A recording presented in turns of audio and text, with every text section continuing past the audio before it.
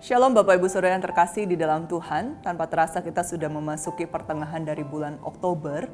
Bersama-sama kita masih terus mengikuti rangkaian dalam bulan keluarga. Saudara, kalau berbicara tentang relasi di dalam keluarga, ini adalah sebuah bentuk relasi yang unik. Kenapa saya katakan unik? Karena relasi di dalam keluarga ada yang kita pilih, ada yang tidak kita pilih. Apa maksudnya saudara?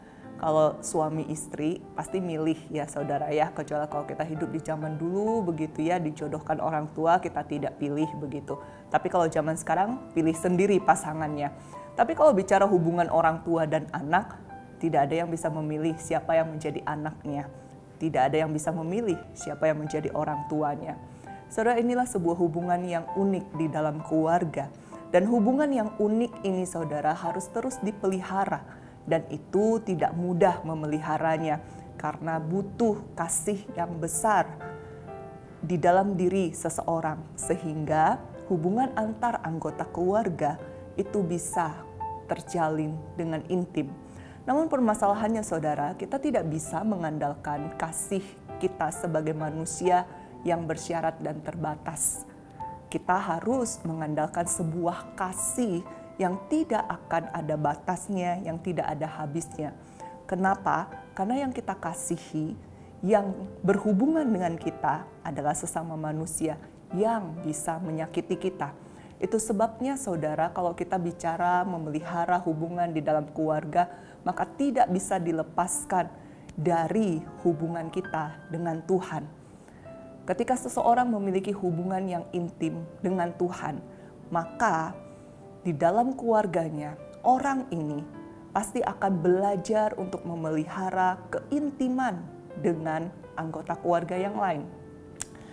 Alkitab, di dalam Alkitab yang kita baca, saudara, yang kita renungkan, ada begitu banyak contoh kisah keluarga-keluarga anak-anak Tuhan, tokoh-tokoh Alkitab yang sebagian besar hancur, saudara.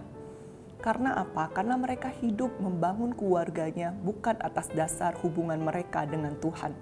Contoh yang paling nyata, saudara, keluarga dari seorang imam yang bernama Imam Eli. 1 Samuel menceritakan kepada kita bagaimana kedua anaknya, Hofni dan Pinehas, anak imam loh saudara. Tapi mereka hidup tidak takut kepada Tuhan. Terlebih lagi kepada ayahnya.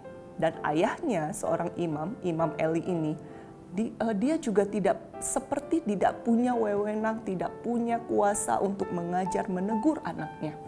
Tidak punya hubungan yang intim dengan anaknya, sehingga bisa mendidik, membimbing anaknya. Kenapa?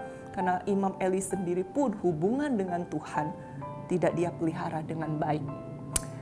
Alkitab juga ada memberikan kita contoh bagaimana seorang anak Tuhan yang hidup intim dengan Tuhan, lalu kemudian di tengah-tengah keluarganya sekalipun dia diperlakukan tidak adil, dia tetap belajar untuk menerima dan mengasihi keluarganya. Siapa saudara? Ya betul, Yusuf.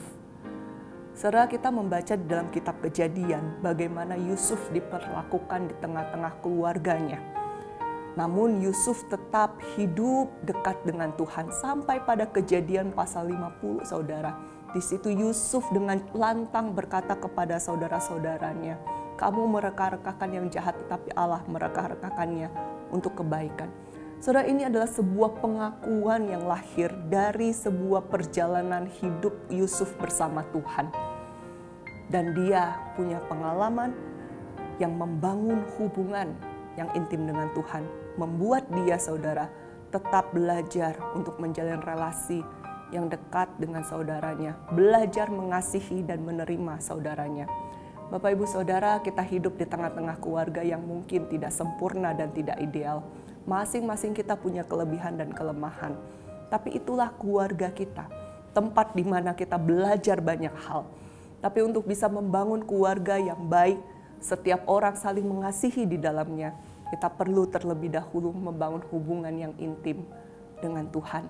Mari, sekali lagi di bulan keluarga ini, kita belajar untuk membangun sebuah hubungan. Hubungan kita dengan Tuhan secara vertikal terjalin dengan intim, berbanding lurus dengan hubungan kita secara horizontal dengan keluarga kita, dengan sesama kita.